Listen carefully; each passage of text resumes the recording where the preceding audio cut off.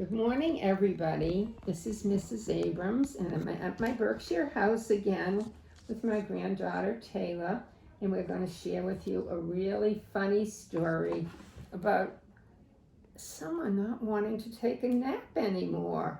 That's really silly. And then afterwards, we're going to do our crafts Messy Monday project, painting a little tiny birdhouse with special watercolor paints. So let's sing our song and let's get our story read. If you're happy and you know it, clap your hands. If you're happy and you know it, clap your hands.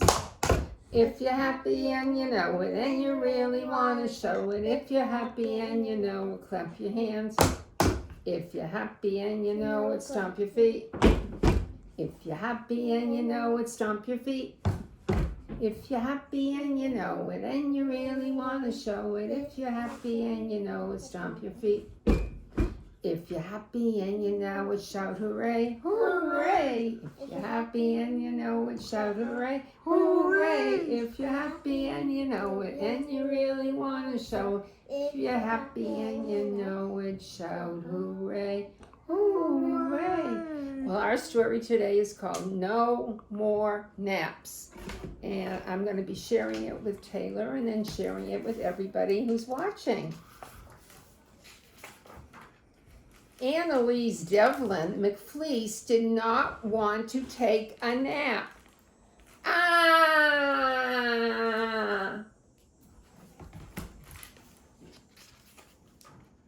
She would fuss. She would fume. She would scream. She would shriek. But she would not ever, no, never take a nap. Do you know anyone like that? There she is.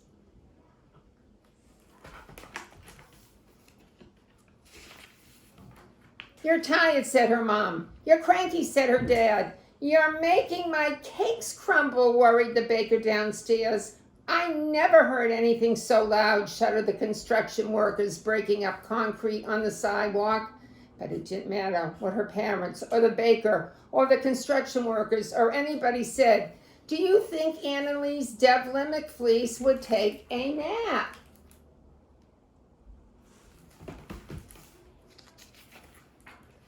No, she would not.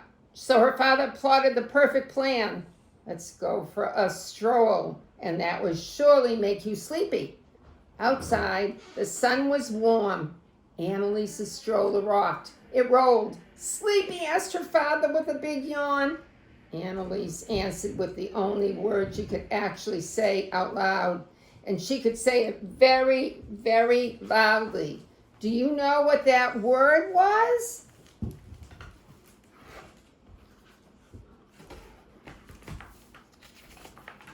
No, cried Annalise Devlin McFleece. No, no, no.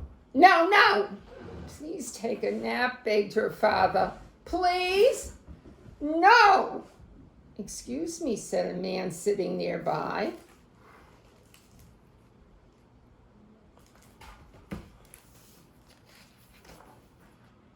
If she won't take a nap, may I have it, please?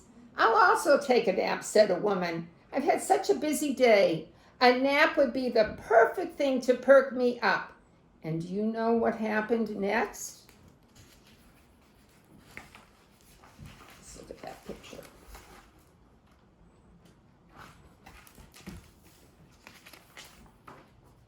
Everybody wanted to take a nap. The man selling hot dogs, and the kids playing baseball, and the dog walker walking dogs, and the baker frosting cookies, and the construction workers jackhammering the sidewalk, and the police officers on patrol. Even the man who emptied the garbage cans, and the boy on his skateboard, and the girl practicing her juggling.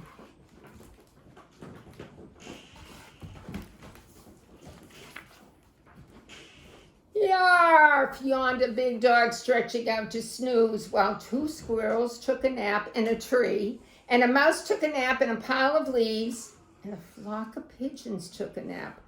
Caroo, caroo, caroo, because that's how pigeons snore.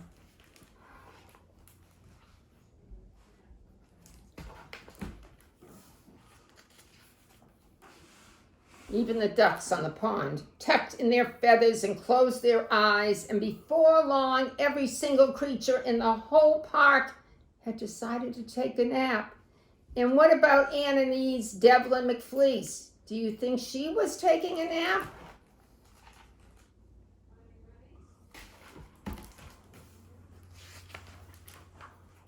No, that's right. She was the only one in the whole wild sleepy world who would not fall asleep.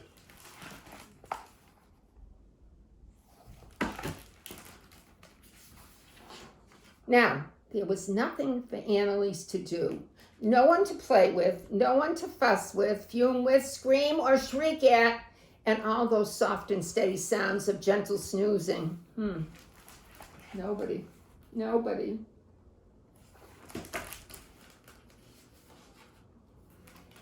They made her feel sleepy, very, very sleepy, and her eyes grew heavier and heavier. So heavy, she wanted to take a nap, but she couldn't because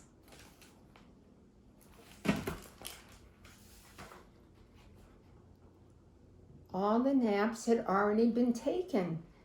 But I want to take a nap, shouted Annalise Devlin McFleece. I want to take a nap. Of course, she didn't really know how to say any of those words. So they all came out. All that came out was, wah!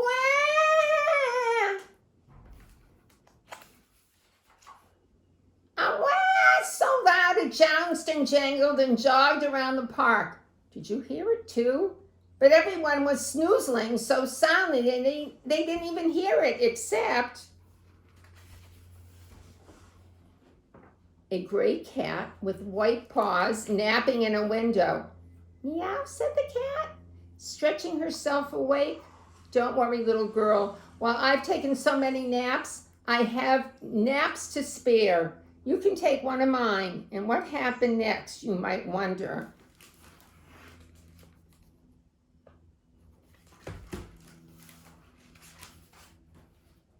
Well, if you listen closely, you might hear it. Shh. Can you hear it? Can you hear all that quiet? Do you know what it means? That's right. Annalise Devlin McFleece finally took a nap. Sleep tight. There she is in her stroller with her eyes closed. Everybody's smiling. And that's the end of our story. Well, now we have our wonderful little project to do today, which is painting a birdhouse.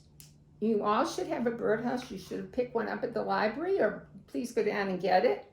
And the library's also given to you some watercolors to paint with. You want to hold that up, Taylor? Yeah, there we go. And then we have to have a cup of water in case we want to change colors. So Taylor will just show you how to start painting on this little birdhouse. Taylor, you want to start painting? Taylor dips her brush in the water. And let's see what she picks out for a color. Oh, it looks like a dark color. What color is that, Taylor? Purple. Purple. Okay. And she's going to paint part of her birdhouse purple. And she's not putting too much water in so she can get a lot of different color coming out on her brush. Okay.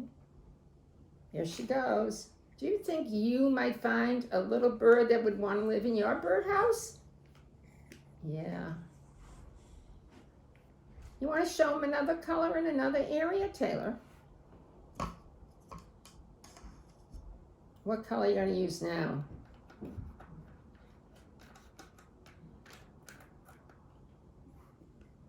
Let's see what Taylor's doing.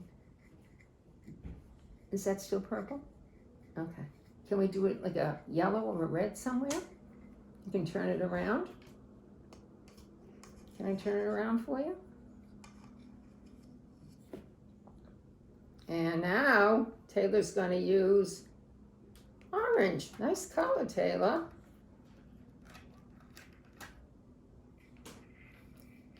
And once Taylor finishes coloring all of this with different colors, she can have a little birdhouse, maybe for a pretend bird that she sees. She can make a bird, okay?